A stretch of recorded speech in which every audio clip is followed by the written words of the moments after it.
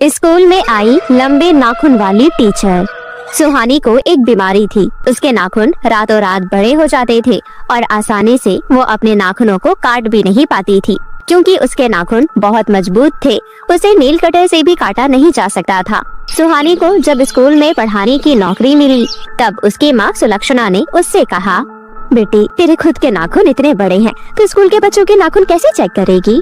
मजाक मत करो माँ, वैसे ही मैं बहुत परेशान हूँ। परेशान तो होगी ही बेटी, बचपन से कितने सारे डॉक्टरों को दिखाया, लेकिन किसी ने ये नाखून बढ़ाने वाली बीमारी के बारे में सुना तक नहीं था। वही तो, पता नहीं स्कूल में क्या होगा, मैं मजाक ना बन जाऊं। स्कूल में सुहानी का डर सच हुआ।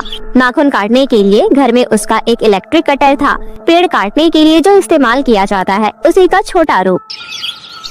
सुबह सुबह उसी से नाखून काटकर सुहानी स्कूल चली गई।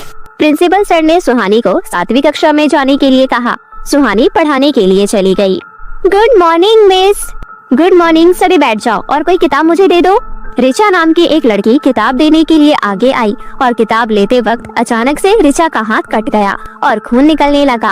आह, ये क्या हुआ? चोट कैसे लगी? हे भगवान, मेरे नाखून बढ़ रहे हैं। सुहानी के नाखून बढ़ रहे थे। नाखून से रिचा को चोट लग गई थी। सुहानी ने जल्दी से अपने नाखून छुपा लिए। रिचा को प्रिंसिपल के पास ले जाया गया। चोट कैसे लग गई बच्ची? पता नहीं सर, अचानक से खून निकलने लगा। ठीक है, कोई बात नहीं, मैं मरहम पट्टी कर देता हूँ, ठीक हो जाओगी। सुहानी को अंदर से बहुत गिल्ट होने लगा। हाय, ये मैंने क्या कर दिया? मेरी वजह से बच्ची को चोट लग गई। हे भगवान, इन नाखूनों का मैं क्या करूं? सुहानी बहुत सावधानी से काम करने लगी। वो क्लास में लौट गई और ब्लैक बोर्ड पर लिखने लग गई और उसके नाखून लगकर ब्लैक बोर्ड टुकड़े टुकड़े हो गए। तब बच्चों ने नाखून देख लिया। अरे वो देखो, नई मैडम के कितने बड़े बड़े नाखून है। अरे हाँ, मुझे लगता है नाखूनों से ही रिचा को चोट लगी है। ये मैडम है, ये चुड़ैल। इंसान के इतने बड़े बड़े नाखून नहीं होते हैं। नहीं, मैडम तो कोई चुड़ैल लगती है, हमें इनसे दूर रहना होगा।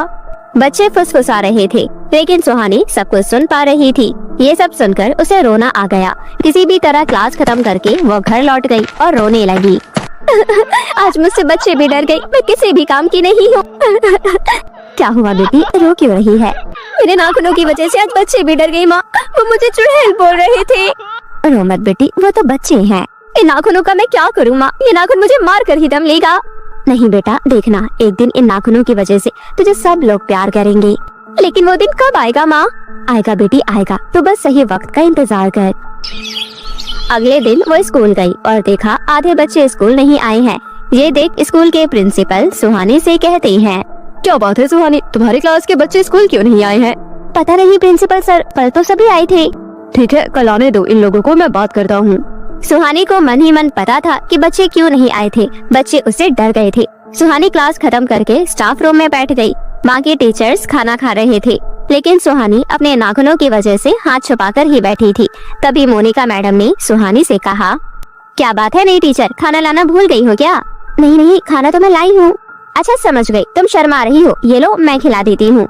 मोनिका सुहानी को खिलाने के लिए आगे आई और सुहानी ने हाथ आगे किया। सुहानी के नाखून बहुत ज्यादा लंबे हो चुके थे। अरे ये क्या, इतने लंबे नाखून? नाखून है ये तलवार? और मोनिका वहाँ से हट गई। बाकी के टीचर्स भी सुहानी से दूर हट गए और वो लोग आपस में बातें करने लग गए। बाप रे बाप, इतने लंबे नाखून, किसी इंसान के इतने लंबे नाखून देखे हैं? मुझे तो लगता है ये कोई चुड़ैल है।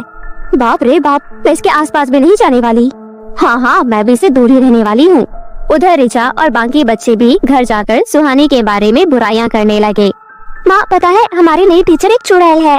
ऐसा नहीं बोलते बेटी अपनी नई टीचर के लिए। सच बोल रही हूँ माँ, उनके इतने लंबे लंबे नाखून जो है। फालतू की स्टोरी मत बनाओ रिचा। अरे माँ, आप मेरा यकीन क्यों नहीं करती हो? नई चुड़ैल टीचर के नाखून से ही तो मुझे चोट लग गई थी। अच्छा ऐसी बात है क्या? हाँ माँ, मैं स्कूल नहीं जाऊंगी, मुझे बहुत डर लग रहा है। लेकिन स्कूल तो जाना ही होगा बेटी। नहीं, मैं स्कूल नहीं जाऊंगी। रिचा की तरह बाकी बच्चे भी डरे हुए थे। उन्होंने भी स्कूल आने से इनकार कर दिया। ये देख स्कूल के प्रिंसिपल बहुत चिंता में पड़ गए। ये क्या हो रहा है? दिन पर दिन अटेंडेंस कम क्यों हो रही है? ऐसे ही चलता रहा तो हमें भूखा मरना होगा। तभी टीचर मोनिका बाकी टीचर्स को लेकर वहाँ आई और बोली, प्रिंसिपल सर, मुझे लगता है सारे बच्चे डर गए हैं। लेकिन किससे? नए टीचर सुहानी से डर गए हैं बच्चे। लेकिन सुहानी ने क्या किया? आपने उसके नाखून नहीं देखे? चलिए दिखाती हूँ, आप खुद ही अपनी आंखों से देख लीजिए। प्रिंसिपल चुपके से क्लास के अंदर झांककर देखने लगे। सुहानी के तलवार जैसे लंबे नाखून थे और वो नाखून सूरज की रोशनी से चमक रहे थे। अरे ये तो सच है, इतने लंबे नाखून। अगले दिन स्कूल के बाहर बच्चों के माता पिता आकर भी भीड़ लगाने लगे। हमारे बच्चे इस स्कूल में नहीं पढ़ेंगे। प्रिंसिपल सर बाहर आए। क्या बात है, आप सब यहाँ? हमारे बच्चे नए टीचर से डर गए हैं। उनकी उंगलियों में चुड़ैल जैसे नाखून हैं। हाँ, मैंने देखा है नए टीचर को। उन्हें स्कूल से निकालना होगा, नहीं तो हम हमारे बच्चों को दूसरे स्कूल में पढ़ाएंगे। नहीं, ऐसा मत कीजिए, मैं देखता हूँ। प्रिंसिपल ने सुहानी को ऑफिस में बुलाया। सुहानी रोते हुए आई। मुझे पता है सर आप क्या बोलोगी, लेकिन इसमें मेरी कोई गलती नहीं है। सर, मेरे नाखून बचपन से ही ऐसे ही हैं। देखो, मैं समझ सकता हूँ, लेकिन बच्चे तुमसे डर रहे हैं। तुम्हें इस स्कूल से निकलना होगा, नहीं तो मेरा स्कूल बंद हो जाएगा। नहीं सर, ऐसा मत कीजिए। मैं गरीब हूँ, मैं घर का खर्चा कैसे चलाऊंगी और अपनी माँ के लिए दवाई के लिए पैसे कहाँ से लाऊंगी? इसमें मैं कुछ नहीं कर सकता सुहानी, मैं तुम्हें इस स्कूल से बाहर निकालता हूँ। सुहानी को स्कूल से निकाल देने की बात फैल गई। सुहानी स्कूल से बाहर गई और सारे बच्चे अंदर आ गए। सुहानी रो रही थी और तभी अचानक से एक जोरदार भूकंप शुरू हुआ। अरे ये क्या हो रहा है? सब कुछ हिल क्यों रहा है? मर गई, बचाओ बचाओ। भूकंप की वजह से पूरा स्कूल टूट पड़ा और उसके अंदर सभी बच्चे और टीचर फंस गए। अंदर से चीखने चिल्लाने की आवाज आ रही थी। बाहर बच्चों के माता पिता परेशान हो रहे थे। अब क्या होगा? अब इन्हें कौन बचाएगा? कोई बचाओ मेरी बेटी को। और तभी सुहानी सामने आई। मैं बचाऊंगी इन सबको, मेरे नाखून आज कुछ तो काम आएंगे। सुहानी के नाखून बहुत मजबूत थे। उसने एक नाखून मारा और एक चट्टान टूटकर चूर चूर हो गया। उसके अंदर प्रिंसिपल सर फंसे हुए थे, वो बाहर आए। बहुत बहुत धन्यवाद सुहानी, तुमने मेरी जान बचाई। इसी तरह सुहानी अपने नाखूनों से चट्टान तोड़ती रही और एक एक करके सबको बाहर निकालती रही और 1 घंटे के अंदर उसने सभी बच्चों और टीचर को बाहर निकाला। हमें माफ कर दो सुहानी, हमने तुम्हें गलत समझा। हाँ मिस, आप बहुत अच्छी हो। सभी सुहानी को गले लगाने लगे। रातों रात सुहानी अपने नाखूनों की वजह से फेमस हो गई। चारों तरफ उसकी तारीफ होने लगी और उसे सरकार के इमरजेंसी विभाग में नौकरी मिल गई। नाखूनों की वजह से उसे इज्जत मिलने लगी और वो खुशी खुशी जीने लगी। देख बरखा की बच्ची, मम्मी मेरे लिए कितनी सुंदर ड्रेस लेकर आई है। हाँ, तेरे पास तो एक भी ढंग की ड्रेस नहीं है, जो अब देखो एक ही कपड़ा धो धो कर पहनती है। देखो तो कई जगह से फट भी गया है। अच्छा है, गर्मी में हवा पास हो जाएगा।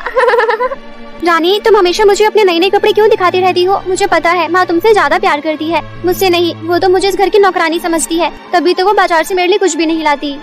मम्मी और मैं तुझे इस घर की नौकरानी समझते नहीं, बल्कि तू इस घर की नौकरानी ही है। क्या तुझे इस बात का पता नहीं है? चल अब जा यहाँ से, बहुत देर देख लिया तूने मेरे नए नए कपड़े। अब जल्दी से जा, मेरे लिए पास्ता बना कर ला, हमें बहुत भूख लगी है। बेचारी बरखा उदास होते हुए किचन में चली गई। पास्ता बनाते बनाते उसका सारा ध्यान रानी की नई खरीदी हुई ड्रेस पर था। रानी की ड्रेस कितनी सुंदर थी। काश ऐसी ड्रेस मेरे पास भी होती तो मैं कितनी सुंदर दिखती, लेकिन मेरी किस्मत में तो बस फटे पुराने कपड़े ही लिखे हैं। नौकरानी की तरह घर का सारा काम करना। काश मेरी माँ जिंदा होती, ऐसी नई नई ड्रेस खरीद कर देती। बरखा बस रानी की नई ड्रेस के बारे में ही सोच रही थी। तभी वो रानी के लिए जो पास्ता बना रही थी वो पूरा जल गया। तभी वहाँ पर उसकी सौतेली माँ मंजोलिका आई और उसे थप्पड़ मारते हुए बोली, क्यों री करमजली, तेरा ध्यान कहाँ है? तूने मेरी बेटी का सारा पास्ता जला दिया। आजकल तेरा ध्यान कहाँ रहता है? माँ, मेरे पास एक ही जोड़ा कपड़ा है जो मैं बार बार पहनती रहती हूँ। देखो ना, ये कई जगह से फट चुका है। आप बरखा के लिए कितनी सुंदर ड्रेस लेकर आई हैं। अगर एक सस्ती सी ड्रेस मेरे लिए लेकर आ जाती तो कितना अच्छा होता। ओह अच्छा, तो महारानी का सारा ध्यान मेरी बेटी की नई ड्रेस पर था। अच्छा, तो तू मेरी बेटी की हर चीज पर नजर रखती है। मेरी बेटी मेरी जान है, मैं अपनी बेटी को एक नहीं ढेर सारी ड्रेस दिलाऊंगी। हाँ, और तुझ मनहूस को मैं एक ड्रेस तो क्या, एक रुमाल भी ना दिलाऊं। अब यहाँ खड़ी रहेगी, जा जाकर बाजार से पास्ता लेकर आ। मैं अपनी बेटी को थोड़ी देर भी भूखा नहीं देख सकती। ये ले पैसे और जल्दी पास्ता लेकर आ। तारा रोते हुए बाजार से पास्ता लेने चली जाती है। बाजार जाने के रास्ते में एक जंगल पड़ता था। तारा उसी दिन बहुत दुखी थी। वो कुछ देर के लिए जंगल के किनारे जो नदी बहती थी उसी नदी के किनारे जाकर बैठ गई और अपनी माँ को याद कर रोने लगी। माँ, आप स्वर्ग से देख रही होगी ना कि सौतेली माँ मुझ पर कितना अत्याचार करती है। काश पिताजी दूसरी शादी ना करते तो मुझे सौतेली माँ और सौतेली बहन का अत्याचार नहीं सहना पड़ता।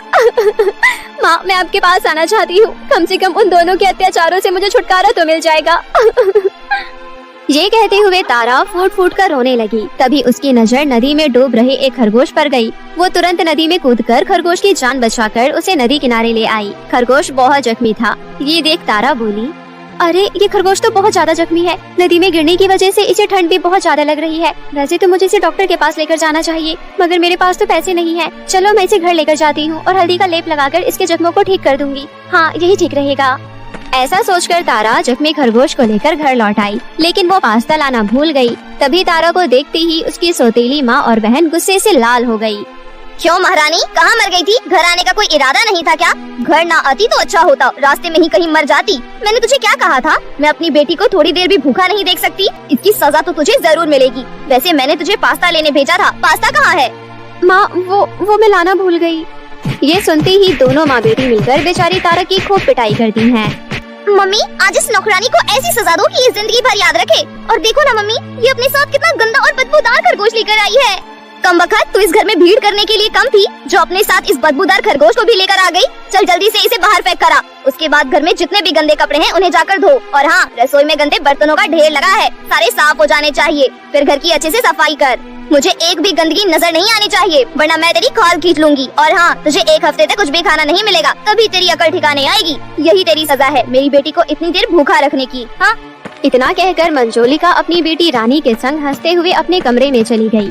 इतना सारा काम एक साथ देखकर तारा का सर चकरा गया। तभी उसका ध्यान जख्मी खरगोश पर गया और वो बोली, मुझे माफ करना प्यारे खरगोश, मैं तुम्हें अपने साथ यहाँ नहीं रख सकती, लेकिन तुम चिंता मत करो, मैं तुम्हारे जख्मों पर अभी हल्दी का लेप लगा देती हूँ। उसके बाद तुम अपनी मंजिल ढूंढ लेना कि तुम्हें कहाँ जाना है। मुझे तो यहीं पर रहना है अपनी सौतेली माँ और बहन के अत्याचार सहने के लिए, क्योंकि यहाँ के सिवा मेरा कोई दूसरा ठिकाना नहीं है।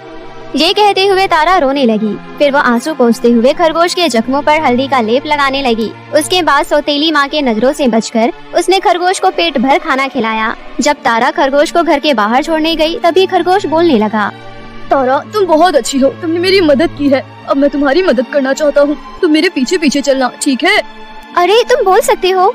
हाँ, अब चलो मेरे साथ, अभी ये सब बातें करने का समय नहीं है, बस तुम मेरे पीछे पीछे चलती रहना। खरगोश को बोलता हुआ देख तारा बहुत हैरान थी, लेकिन वो खरगोश की बात मान उसके पीछे पीछे चलने लगी। तभी अचानक खरगोश उसे गुफा के अंदर ले गया। तारा गुफा के अंदर अपनी स्वर्गवासी माँ को देखकर चौंक गई। फिर वो खुश होते हुए बोली, माँ, मैं आपको देख पा रही हूँ। आपको देखकर मुझे बहुत खुशी हो रही है। अब मैं आपको कहीं नहीं जाने दूंगी, आप मेरे साथ रहना, मुझे छोड़कर कहीं मत जाना। नहीं तारा बेटी, अब मैं तुम्हारे साथ नहीं रह सकती। तुमने एक मासूम खरगोश की मदद की। तुम्हारे अच्छे व्यवहार की वजह से मुझे तुम्हारे पास एक बार आने का मौका मिला है। मेरे पास समय बहुत कम है, इसलिए मैं तुम्हें कुछ देकर जाना चाहती हूँ। ये लो, मैं तुम्हें जादुई सोने और चांदी की सिलाई मशीन देकर जा रही हूँ। बेटा, जादुई सोने की सिलाई मशीन से तुम कोई भी काम मिनटों में करा सकती हो, और जादुई चांदी की सिलाई मशीन से तुम अपने लिए कुछ भी मांग सकती हो। ये दोनों जादुई सोने और चांदी की सिलाई मशीन तुम्हारी बहुत मदद करेंगे। अपना ख्याल रखना बेटी। इतना बोलकर तारा की स्वर्गवासी माँ और खरगोश दोनों वहाँ से गायब हो गए। तारा बहुत खुश थी कि उसे अपनी स्वर्गवासी माँ से मिलने का एक मौका मिला। फिर वो खुशी खुशी जादुई सोने और चांदी की सिलाई मशीन लेकर वापस घर लौट आई। उसके बाद तारा सोने की जादुई सिलाई मशीन से बोली, जादुई सोने की सिलाई मशीन, घर में बहुत सारा काम फैला पड़ा है, प्लीज सारा काम जल्दी से कर दो। तारा के इतना कहते ही जादुई सोने की सिलाई मशीन ने घर का सारा काम मिनटों में कर दिया। फिर वो जादुई चांदी की सिलाई मशीन से बोली, ये जादुई चांदी की सिलाई मशीन, मैंने सुबह से कुछ नहीं खाया। जो मुझे हर रोज बासी खाना मिलता था, आज वो भी नहीं मिला। मुझे ढेर सारे स्वादिष्ट पकवान और सुंदर सुंदर ड्रेस दे दो। इतना बोलते ही जादुई चांदी की सिलाई मशीन तारा के सामने स्वादिष्ट व्यंजनों से भरी थाली और सुंदर सुंदर ड्रेस प्रकट कर देती है। ये देखकर तारा की खुशी का ठिकाना नहीं रहा। तारा ने पेट भर खाना खाया। उसके बाद तारा ने अपनी सौतेली माँ और बहनों की नजरों से बचाकर जादुई सोने और चांदी की सिलाई मशीन छुपा कर रख दिया। तारा को जब भी घर का ढेर सारा काम करना होता या फिर अपने लिए कुछ मांगना होता, वो दोनों जादुई सिलाई मशीन का इस्तेमाल किया करती। ऐसे ही 2 दिन बीत गए। तारा को इतनी जल्दी सारे काम करते देख रानी को कुछ शक हुआ। फिर वो अपनी माँ से बोली, मम्मी, मैं 2 दिनों से देख रही हूँ, आजकल तारा की बच्ची बड़ी जल्दी काम खत्म कर लेती है। कुछ तो गड़बड़ है, लगता है वो हमसे कुछ छुपा रही है। आपको पता करना चाहिए, रोबोट भी इतनी जल्दी काम नहीं करता जितनी जल्दी आजकल वो कर रही है, वो भी भूखे रहकर। क्या तुम सच कह रही हो? अगर ऐसी बात है तो चलकर पता लगाते हैं, आखिर ये हमसे क्या छुपा रही है। फिर दोनों माँ बेटी सच्चाई का पता लगाने तारा पर नजर रखने लगी। आखिरकार उन्हें पता चल ही गया कि तारा के पास जादुई सोने चांदी की 2 सिलाई मशीन है। ये देख दोनों माँ बेटी की आंखें खुशी से चमक उठी। बेटी, तुम भी वही देख रही हो जो मैं देख रही हूँ? हाँ मम्मी, इस नौकरानी के पास एक नहीं 2 जादुई सिलाई मशीन है। पर तुम फिक्र मत करो बेटी, आज रात ये दोनों सिलाई मशीन हम अपने कब्जे में कर लेंगे। फिर हम जादुई चांदी की सिलाई मशीन से ढेर सारी धन दौलत मांगकर बहुत अमीर हो जाएंगे। उसके बाद इस करमजली को रास्ते से हमेशा के लिए हटा देंगे। वैसे भी अब ये हमारे किसी काम की नहीं। फिर दोनों माँ बेटी प्लान के मुताबिक रात होते ही स्टोर रूम में पहुंची और चुपके से जादुई सोने और चांदी की सिलाई मशीन चुराकर अपने कमरे में ले आई। लालची मंजोलिका और उसकी बेटी रानी बारी बारी से जादुई सोने और चांदी की सिलाई मशीन से अपनी फरमाइशें करती है, लेकिन उनकी एक भी फरमाइश जादुई सोने और चांदी की सिलाई मशीन पूरी नहीं करती। ये देख दोनों माँ बेटी को बहुत गुस्सा आया। ये जादुई सिलाई मशीन तो हमारे किसी काम की नहीं। मम्मी आप ठीक कहती हो, ये जादुई सिलाई मशीन हमारे काम की नहीं तो उस नौकरानी के काम भी नहीं आनी चाहिए। चलो मम्मी इन दोनों सिलाई मशीन को तोड़ देते हैं। मंजोलिका और उसकी बेटी रानी जैसे ही जादुई सोने और चांदी की सिलाई मशीन को नुकसान पहुंचाने आगे बढ़ी, तभी उन दोनों को करंट लगा। करंट इतना जोरदार था कि उन दोनों के दिमाग पर बुरा असर पड़ा और वे दोनों पागल हो गयी। फिर वो दोनों हंसते हुए जंगल भाग गयी और कभी वापस लौटकर नहीं आई। इस तरह दोनों माँ बेटी को उनकी की सजा मिल गई। वहीं दूसरी तरफ तारा के पिता कैलाश जब दूसरे शहर से वापस घर लौटे तो सारी सच्चाई जानकर उसे बड़ा अफसोस हुआ कि इतने समय से उसकी बेटी पर इतना अत्याचार हो रहा था। फिर कैलाश ने माफी मांगते हुए अपनी बेटी तारा को गले से लगा लिया। इस तरह सब कुछ ठीक हो गया और तारा अपने पिता कैलाश के साथ खुशी खुशी रहने लगी। दिल्ली शहर में निशा और नैना नाम की दो दोस्त रहा करती थी। निशा मन की बहुत ही सच्ची और नेक लड़की थी, वहीं दूसरी और नैना बहुत ही मतलबी लड़की थी। निशा नैना को अपनी सबसे अच्छी सहेली मानती थी। वो हमेशा नैना के लिए कुछ भी करने के लिए तैयार रहती थी और नैना हमेशा से ही निशा से अपना बहुत सारा काम कराया करती थी। वो दोनों बचपन से ही साथ पढ़ते थे। बचपन में भी नैना निशा से अपना होमवर्क करवाती, अपने बाकी काम करवाती और अपनी गलती पर भी निशा को डांट खिलवाती। लेकिन निशा को कभी इस बात का कोई बुरा नहीं लगता था, क्योंकि वो नैना को सच्चे दिल से अपना दोस्त मानती थी। अब वो दोनों कॉलेज में थे, परंतु अब भी नैना निशा से अपने कॉलेज के असाइनमेंट और नोट्स बनवाती और निशा अपने साथ साथ नैना के भी असाइनमेंट और नोट बना दिया करती थी। एक दिन निशा और नैना अपने कॉलेज की क्लास में बैठे होते हैं। इतने में उनके प्रोफेसर आते हैं और कहते हैं, उम्मीद करता हूँ कि आज आप सभी लोग किताबें लेकर आए होंगे। अगर कोई नहीं लेकर आया है तो प्लीज मेरी क्लास से बाहर चले जाएं। प्रोफेसर की ये बात सुनकर नैना निशा से कहती है, अरे यार जल्दी जल्दी मैं तो बुक ही लाना भूल गई और मुझे क्लास में बाहर जाना पड़ेगा। अब मैं क्या करूँ? कोई नहीं, तो टेंशन मत ले, तो मेरी बुक ले ले। वैसे भी मुझे इस बुक के सारे चैप्टर अच्छे से आते हैं, तो अभी प्रोफेसर की क्लास ले ले और बाद में मुझे जो भी हुआ समझा देना। ये कहकर निशा नैना को बुक दे देती है और खुद क्लास से बाहर चली जाती है। ये देखकर नैना मन ही मन सोचती है, कितनी पागल लड़की है ये, अपनी बुक मुझे देकर खुद बाहर चली गई। इसे पागल बनाना बहुत आसान है। ऐसे ही नैना हमेशा ही निशा का फायदा उठाया करती। एक दिन ऐसे ही जब निशा और नैना कॉलेज में थे, तब एक नया हैंडसम लड़का आता है, जिसे देखकर कॉलेज की हर लड़की उस पर फिदा हो जाती है और उसी की बातें करने लगती है। उसे देखकर नैना भी निशा से कहती है, अरे यार इसे देख कितना हैंडसम है, काश मेरा फ्रेंड बन जाए तो कॉलेज की हर लड़की मुझसे जलेगी। निशा जरा हिचकिचाते और घबराते हुए बोलती है, ये लड़का रोहित मेरा मंगेतर है। मेरी और इसकी मंगनी गांव में ही हुई थी और मेरा कॉलेज पूरा होने के बाद हमारी शादी भी हो जाएगी। मैंने तुम्हें ये बात इसलिए नहीं बताई क्योंकि पहले मैं अपनी पढ़ाई पूरा करना चाहती थी और फिर इन सब चीजों पर ध्यान देना चाहती थी। नैना को ये बात सुनकर बहुत गुस्सा आता है और उसे निशा से बहुत जलन होने लगती है कि उसे इतना अच्छा लड़का मिल गया। अब नैना निशा और रोहित के रिश्ते को तोड़ने के बारे में सोचने लगती है। एक दिन नैना रोहित के पास जाती है और कहती है, हाय रोहित, मैंने सुना है कि तुम निशा के मंगेतर हो। हाँ तुमने सही सुना है, लेकिन तुम कौन हो और तुम्हें ये कैसे पता? मैं निशा के बेस्ट फ्रेंड हूँ, मुझे उसके बारे में सब पता है, लेकिन मुझे तुम्हारे लिए बहुत अफसोस हो रहा है। अफसोस? अफसोस किस बात का? रहने दो, मैं तुम्हारा और निशा का रिश्ता खराब नहीं करना चाहती। ऐसा मत करो, बताओ मुझे क्या बात है। वैसे मैं बताना तो नहीं चाहती, लेकिन मैं तुम्हारी जिंदगी खराब होते हुए भी नहीं देख सकती। तुम निशा से बेटर लड़की डिजर्व करते हो। तुम्हें पता भी नहीं, वो रोज क्लब जाती है, रोज पार्टी करती है, कभी कभी तो ड्रिंक भी करती है और हर किसी से गालियों में बात करती है। नहीं, ऐसा नहीं हो सकता। निशा ऐसी बिल्कुल भी नहीं है, वो तो बहुत अच्छी दिल की लड़की है। देखो रोहित, मैं उसकी बेस्ट फ्रेंड हूँ और अगर विश्वास नहीं है तो तुम उसे खुद पूछ लेना कि उसके बेस्ट फ्रेंड कौन है और भला मैं उसका बुरा क्यों चाहूंगी। लेकिन बस मुझे तुम्हें ये सब बताना था ताकि तुम अपनी जिंदगी खराब ना करो। रोहित नैना की बात सुनकर सोच में पड़ जाता है। फिर वो निशा के पास जाता है और पूछता है, निशा मुझे तुमसे कुछ बात पूछनी थी। हाँ बोलो रोहित। नैना तुम्हारी बेस्ट फ्रेंड है क्या? हाँ, वो मेरी सबसे बेस्ट फ्रेंड है, उससे अच्छा मुझे कोई नहीं जानता। रोहित अब अंदर से आग बबूला हो जाता है। उसे निशा पर बहुत गुस्सा आ रहा होता है। फिर वो बोलता है, अब तुम्हें मुझसे बात करने की कोई जरूरत नहीं, हमारा रिश्ता यहीं खत्म होता है। ये लो अपनी मंगनी की अंगूठी और अब कभी मुझसे बात करने की कोशिश भी मत करना। ये कहकर रोहित वहाँ से चला जाता है। निशा सोच में पड़ जाती है और वही रोने लगती है कि उसने तो कुछ किया भी नहीं। उसके बावजूद भी रोहित ऐसा क्यों कर रहा है? इतने में नैना वहाँ आती है और निशा से कहती है, मैंने सब सुन लिया है निशा, तुम रो मत। वो लड़का वैसे भी तुम्हारे लिए ठीक नहीं है। जरूर उसने किसी और लड़की की वजह से तुम्हें छोड़ा होगा। नैना बहुत खुश होती है कि उसने आखिरकार निशा और रोहित का रिश्ता तोड़ ही दिया।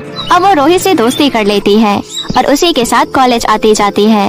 निशा अब दिन पर दिन और दुखी रहने लगती है। एक दिन अचानक जब निशा कॉलेज जा रही होती है तो वो नैना को कॉलेज जाने के लिए रोड पार करते हुए देखती है। नैना कॉल पर रोहित से बात कर रही होती है। उसका ध्यान सड़क पर बिल्कुल नहीं होता। सड़क के दूसरी तरफ से एक गाड़ी आ रही होती है, पर फोन पर ध्यान होने की वजह से नैना का गाड़ी पर बिल्कुल ध्यान नहीं जाता। निशा नैना को आवाज भी लगाती है, पर नैना फिर भी फोन पर ही लगी रहती है। आखिरकार नैना को बचाने के लिए निशा उसके पास आती है और उसे धक्का देती है। उसे बचाने के चक्कर में निशा की टक्कर उस गाड़ी से हो जाती है। उसके सर और हाथ से काफी खून बहने लगता है, जिसे देखकर नैना डर जाती है और बिना देर किए वहाँ खड़े लोगों की मदद से उसे हॉस्पिटल पहुँचाती है और उसे वहाँ एडमिट कराती है। डॉक्टर निशा को देखने लगते हैं। कुछ देर बाद डॉक्टर बाहर आते हैं। नैना डॉक्टर से कहती है, डॉक्टर निशा कैसी है? वो ठीक तो है ना? अभी कुछ नहीं कह सकते, उनका काफी खून बह चुका है, उन्हें कुछ भी हो सकता है। डॉक्टर की ये बात सुनकर नैना बहुत डर जाती है और मन ही मन सोचने लगती है, मैं ये तो जानती थी कि निशा मुझे अपना दोस्त मानती है और मेरे लिए कुछ भी कर सकती है, लेकिन वो मेरे लिए जान दे देगी ये तो मैंने कभी नहीं सोचा था। मैंने हमेशा उसका बुरा चाहा, लेकिन उसने कभी भी मुझे उदास तक नहीं होने दिया, पर आज मेरी वजह से वो इस हालत में है। ये सोचते सोचते नैना की आंखों में आंसू आ जाते हैं। नैना फोन करके रोहित को बुलाती है और रोहित के आने पर उसे सारी सच्चाई बताती है। रोहित को भी अपने किए पर बहुत पछतावा होता है कि उसने किसी की भी बातों में आकर निशा के साथ ऐसा किया। कुछ देर बाद डॉक्टर वहाँ आते हैं और कहते हैं, अब वो ठीक है, उन्हें होश भी आ गया है, आप चाहे तो उनसे मिल सकते हैं।